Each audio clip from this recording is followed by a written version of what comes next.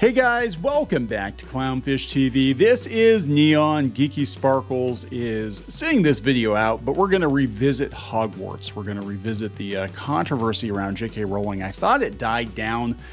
Apparently it did not. JK Rowling has been canceled from a museum. We're going to talk about that. They're erasing her from a museum. And we've got outlets out there saying that she is completely irrelevant right now, that the wizarding world is dying. Everything's awful, doom and gloom. Poor JK Rowling. Poor JK Rowling. Meanwhile, Hogwarts Legacy is the highest selling game of the year, I think, or one of the highest selling games of the year. We're going to talk about that. We're going to talk about these ridiculous articles. This one's from Inside the Tragic. JK Rowling loses millions after turning into a transphobe. That her checks aren't as big as they used to be. The royalty checks, yeah, because she hasn't had a movie out in a while. They're not selling as many books as they used to because it's Harry Potter. Pretty much everyone who has wanted to read Harry Potter has read Harry Potter, right? That being said, she still makes millions and millions and millions of dollars a year, and I'm sure she's going to make millions and millions and millions of dollars off of Hogwarts Legacy and all the Wizarding World expansions and the already announced HBO reboot of Harry Potter. I'm sure she'll be fine. But we're going to talk mostly about how she got removed from this museum. She was removed for her hateful, quote-unquote, anti-trans remarks. So before we get into it any further, please subscribe for more pop culture news, views, and rants, guys. I want to point you in the direction of Clownfish TV ERASED, which is our podcast. We actually have a new podcast where we do roundtables and we sit down and talk to people. You can go out and check out the latest episode. Appropriately enough, it was an interview with Troy Levitt, who was the senior producer on Hogwarts Legacy, and he had a lot of really fascinating insight into the development of Hogwarts Legacy. And one of the biggest takeaways from that conversation I had with him was that JK Rowling was hardly involved in the game at all. Like, she wasn't involved. She didn't care. She has a company set up that handles all of her licensing deals. And, I'm sure if something was really egregious and stupid, she would have stepped in and said, hey, yeah, don't do that. But that being said, there was such an effort to cancel that game and such an effort to cancel the people working on that game, including Mr. Levitt, that, to find out after the fact that she wasn't even involved. And to find out after the fact, that this was 100% true, that actually Warner Brothers was so disgusted by gaming journos, by the friendly media, by the gaming press, the establishment, that they actually did an end run around them and they went directly to influencers. They went to YouTubers and TikTokers directly to promote Hogwarts Legacy. They sidestepped the video game journalists because of the hit pieces, the constant hit pieces they were writing on Hogwarts Legacy, and it sold incredibly well. And then we're going to talk about the sales after we talk about this stupidity. I actually missed this. This happened last week. JK Rowling was removed from the Museum of Pop Culture for her hateful anti-trans remarks. The controversial Harry Potter author is not named. She, who shall not be named, is not named even in galleries dedicated to the Wizarding World series. She's been demoted to she who must not be named in some Harry Potter fan spaces. She's been removed from a Seattle museum in response to her anti-trans rhetoric. In March, a blog post from Seattle's Museum of Pop Culture, project manager Chris Moore slammed Rowling for her hateful comments and announced how the museum would proceed with Harry Potter-related displays. There's a certain cold, heartless, joy-sucking entity in the world of Harry Potter, and this time it's not a Dementor. Primarily centering on her transphobic commentary, the post also references the myriad of related complaints leveled at the author, including the support of anti-Semitic creators, the racial stereotypes that she used while creating characters, i.e. the goblins. People think that the goblins are stand-ins for Jewish people. The incredibly white wizarding world, the fat shaming, oh my God, the lack of LGBTQIA plus representation, the super chill outlook on the bigotry and othering of those that don't fit into the standard wizarding world, and so much more. Remember when they used to like her? They loved her. They loved her because Dumbledore was gay, but not really. he was gay, but he was gay after the books came out, after it was safe to say, yeah, he was gay. He was just too old to have a boyfriend at that point, I guess. Reps for the author did not immediately respond to EW's request for comment. Why would they? This is the same tired argument because of her stances on biological men and women. And again, you do not have to agree with her. You do not have to agree with her. Nobody's saying you have to agree with her. But because of that, they're basically trying to separate her from Harry Potter, which is her creation. Now, what I don't understand, what blows my mind about this whole thing is why cover Harry Potter at all? Why not say, hey, we're not going to put anything Harry Potter in the museum? No, we're just going to airbrush her out of it. Like she didn't create all of it. You know how silly that is? That's really stupid. That was like when I was talking with Mr. Lovett, and I was like, I don't understand why gaming journos went at the game so hard, at Hogwarts Legacy so hard, when there are many other companies that work with Wizarding World properties, food companies, toy companies, theme parks, and there was never a call to boycott them, just the game. And she wasn't even involved. As Mr. Lovett informed me, she was not even involved in the production of the game. In the wake of the controversy, the Museum of Pop Culture curators decided to remove Rowling's name and likeness from various galleries to reduce her impact. The blog post, then just take Harry Potter out of the museum.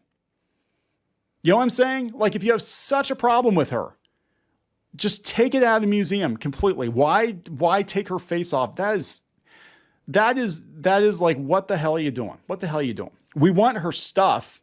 We just don't want her to be attached to it. The blog post adds that it's not a perfect solution, but it's what we are able to do in the short term while determining long-term practices. Okay. Though memorabilia from the Harry Potter films is still included in fantasy, worlds of myth and magic, the author is no longer cited in the exhibit. While the Harry Potter series is a major player in the pop culture sphere, we wanted to give credit to the work of the actors, prop makers, and costume designers in our fantasy gallery, the post explained. We learned that who was a problem, which is why you'll see the artifacts without any mention or image of the author. Rowling has been criticized by LGBTQIA plus organizations and members of her own fan base for reiterating hurtful rhetoric that's tied to the TERF movement. I didn't know that was an actual movement, which posits the belief that trans women are not women. JK Rowling said people who menstruate. I'm sure there used to be a word for that. Someone help me out. Wumbin, wumpun, wumud. You don't have to agree with everything she said, right? What she's saying is, why are you calling women? And we're seeing more women on the left even being like, why are you reducing women to being birthing persons or menstruators? Straight people or breeders. Well, we've been breeders for decades, but you know what I'm saying? Like, nobody's excluding anyone. We're just saying that is, 99% of the population. That this is how it works. This is how it works, right? In a recent interview, Rowling claimed that a ton of Potter fans were still with me. That's true. And they were grateful that I'd said what I said. My position is that I am absolutely upholding the positions that I took in Potter. My position is that this activist movement in the form that's currently taking echoes the very thing I was warning against in Harry Potter. Yeah, you can be blacklisted, shamed, framed, excised wrongfully.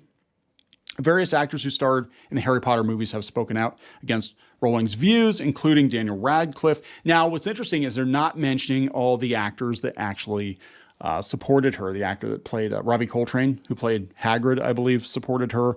Gary Oldman, I think, said he didn't understand what the big deal was. Again, older, more experienced people were kind of speaking out. I think that Helena Bonham Carter said something. She's like, she didn't understand the cancel culture thing. And look, HBO is standing by her. They're rebooting Harry Potter. Universal is standing by her. They're not getting rid of the Wizarding World.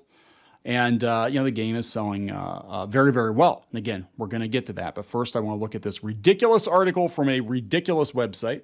Ridiculous. Called Inside the Tragic. Magic. JK Rowling loses millions after turning into a transphobe. JK has lost a lot since the gender-critical movement known for its transphobic views. She's been removed from museums Fantastic Beasts went from a smash hit to dead in the water. There were a number of reasons for that. Chief among them, it wasn't very good. You know, the Johnny Depp controversy did not help, I don't think. But basically, Fantastic Beasts, it was boring. People want Harry Potter. They want Hogwarts. They didn't want a side story.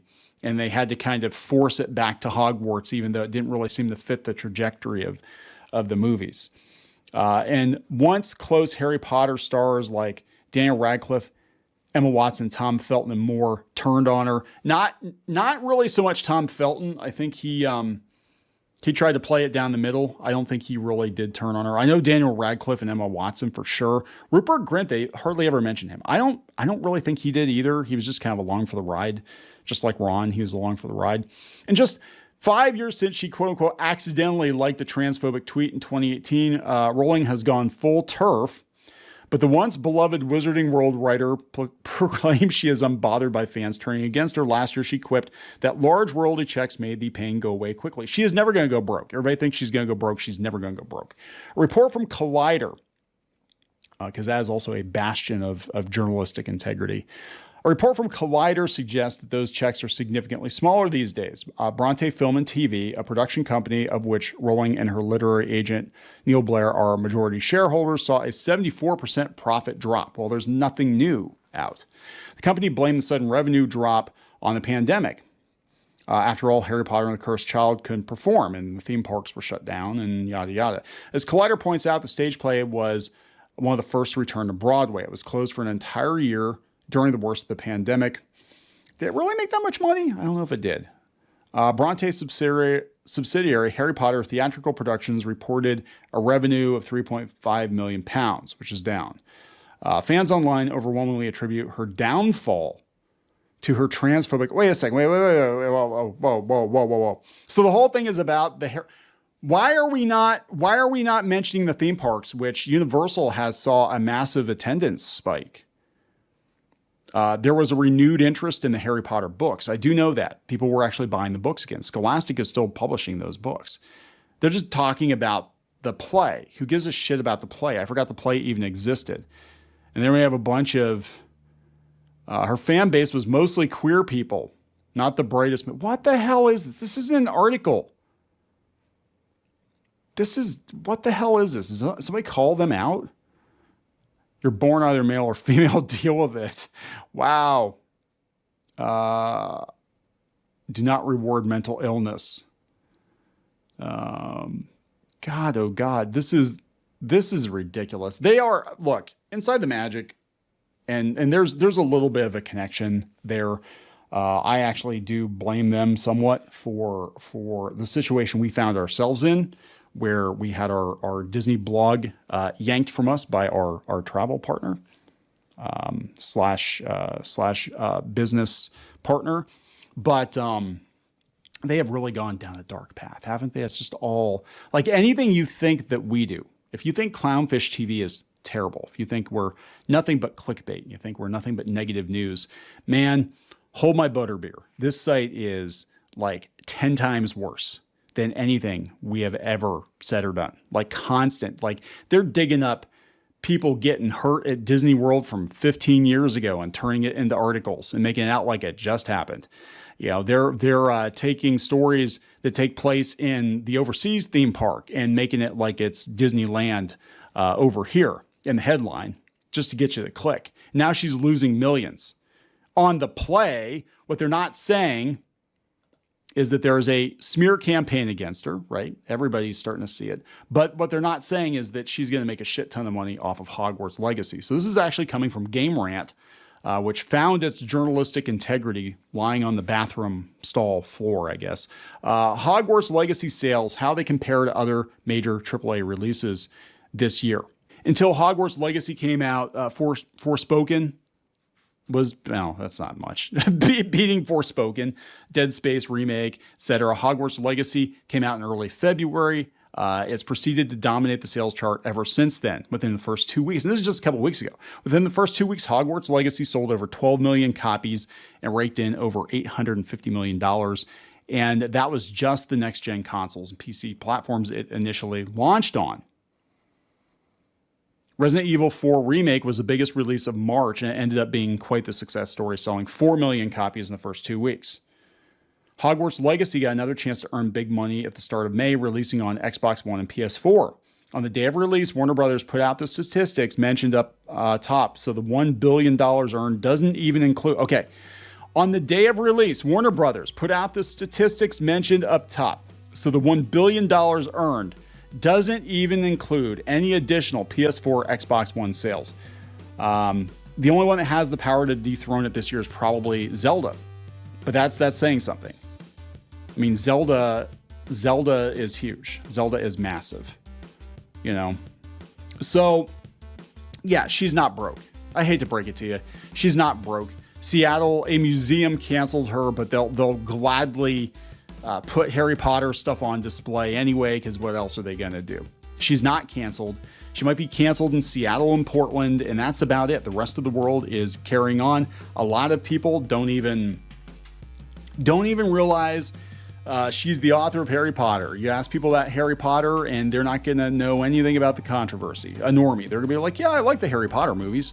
And that's basically it, right? It is a tempest in a teapot. It is for the perpetually online.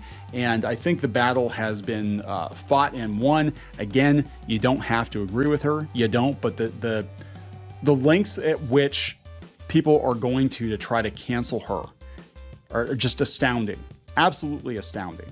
And it's not doing any good, guys. Lego still makes her toys. Universal still works with her, and they make a ton of money working with her. Warner Brothers is still making games, and she makes a ton of money off of that, even though she didn't do anything on the games.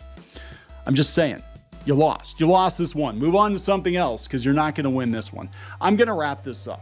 Please subscribe for more pop culture news, views, and rants, guys. We'll talk later.